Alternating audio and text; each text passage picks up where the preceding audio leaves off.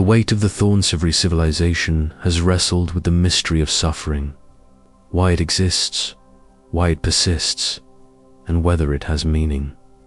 Yet within the Christian imagination, sorrow takes on a distinct shape. It bears a human face, crowned with thorns. Beneath that crown lies not only divine pain, but a mirror to humanity's own anguish.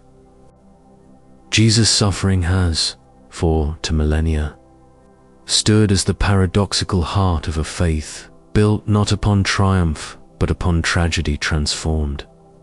The image of Jesus wearing the crown of thorns is not merely an icon of cruelty. It is an icon of solidarity. It declares that divinity has not remained distant from human agony, but has entered its deepest chamber. Beneath that crown, one sees the intersection of heaven's compassion and earth's brokenness, a divine empathy that redefines what it means to be human, the universal. Language of pain. Pain is the most democratic of experiences. It does not discriminate by class, color, or creed. Whether it comes as physical torment, emotional loss, or spiritual desolation, suffering touches every life. The philosopher Friedrich Nietzsche once said, "To live is to suffer, to survive is to find meaning in the suffering." Yet for many, the search for meaning feels impossible when the pain is unbearable. In the Gospels, Jesus' suffering is not sanitized. It is raw, public, and humiliating.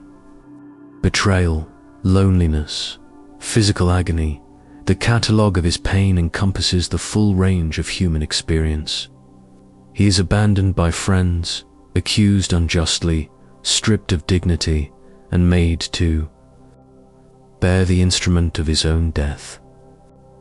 His agony on the cross, then, is not distant history but a portrait of every broken heart that has ever cried out, "My God, why have you forsaken me?"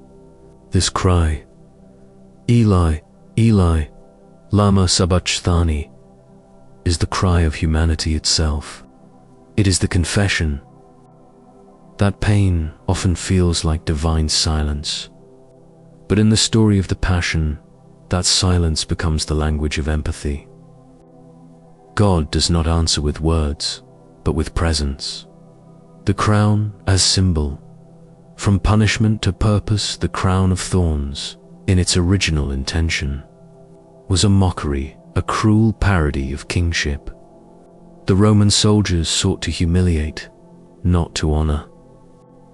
Yet, in the irony of the gospel, this mockery becomes majesty. What was meant as ridicule becomes revelation.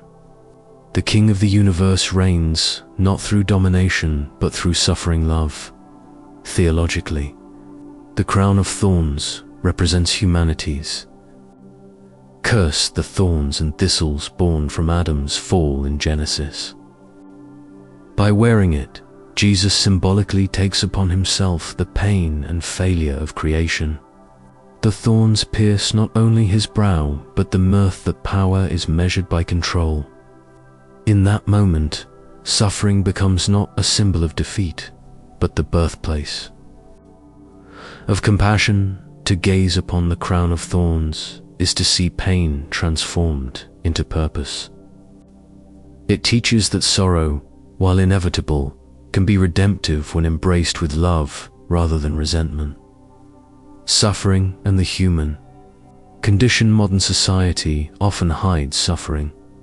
We mask grief behind smiles, medicate sadness into silence, and pursue pleasure as a distraction from pain. Yet sorrow remains, persistent and unyielding. The human condition is not defined by comfort, but by the ability to find meaning in discomfort in Jesus' life. Suffering is not an interruption to divine work, it is the essence of it. Every miracle he performs, every act of healing, is rooted in compassion born from his intimate knowledge of pain. His weeping at Lazarus's tomb, his exhaustion in Gethsemane, his loneliness on the cross, all reveal a God who feels deeply. The significance of this empathy cannot be overstated. It dismantles the image of a distant, indifferent deity. Instead, we encounter a God who does not watch suffering from above but experiences it from within. The divine, in this vision, does not escape human sorrow. It sanctifies it. The psychology of the cross from a psychological perspective. The story of the cross invites reflection on resilience, empathy, and transformation. To confront pain rather than deny it is a radical act of courage. Jesus does not numb his agony. He endures it consciously. In doing so, he models what modern psychology calls radical acceptance, the acknowledgement of suffering as a necessary step toward healing. Moreover, his endurance transforms the narrative of pain. Instead of being an experience of isolation, suffering becomes a site of connection. The psychologist Viktor Frankl, who survived Auschwitz, wrote, "In some way, suffering ceases to be suffering at the moment it finds a meaning." The meaning of Jesus' suffering lies precisely in its relational nature. It is for others, not merely about him. His pain becomes the bridge by which humanity finds reconciliation with God and with itself. The social dimension of suffering human sorrow is rarely private. Pain ripples through families, societies, and nations. Wars, poverty, injustice, and disease are collective wounds. Jesus' crucifixion, too, was a public event, an execution carried out by political power and religious authority working hand in hand.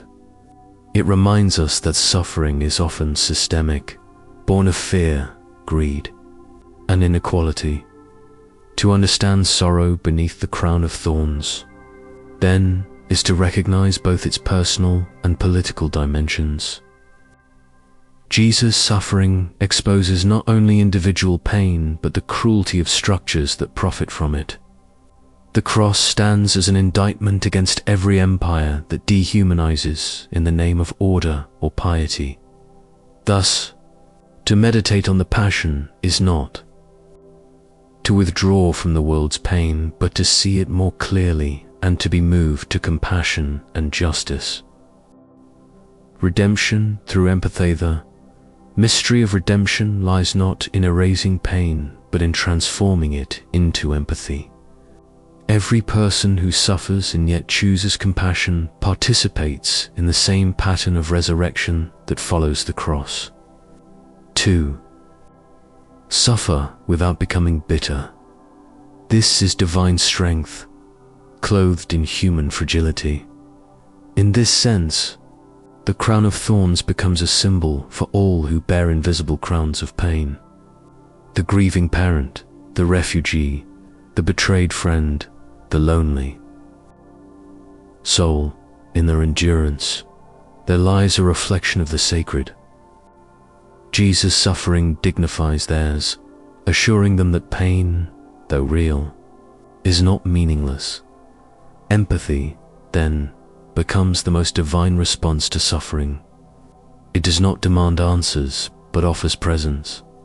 It listens, it weeps, it heals. The modern misreading of the cross in modern culture. The cross is often reduced to a decorative symbol, a piece of jewelry, a logo, or a brand of belief. Yet its true meaning is far from comfortable.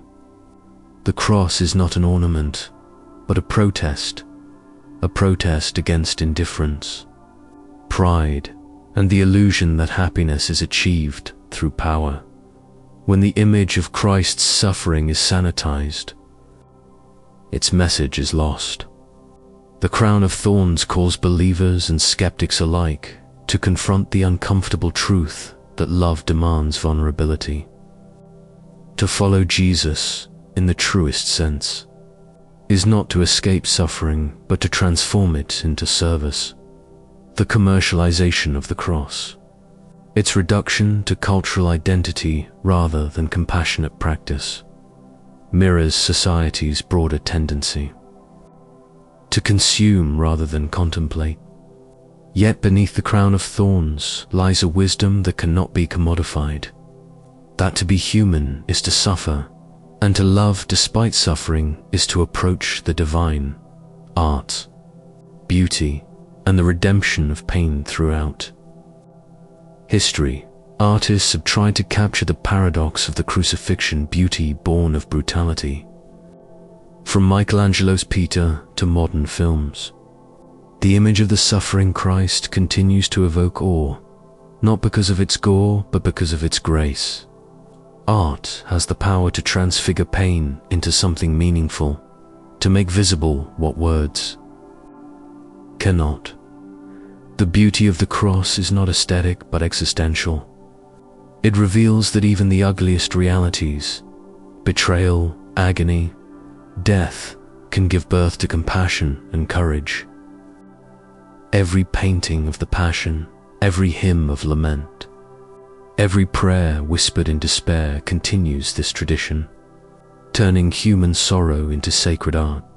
In this way, creativity itself becomes a form of redemption, a way of bearing one's thorns with dignity and offering them as light to others.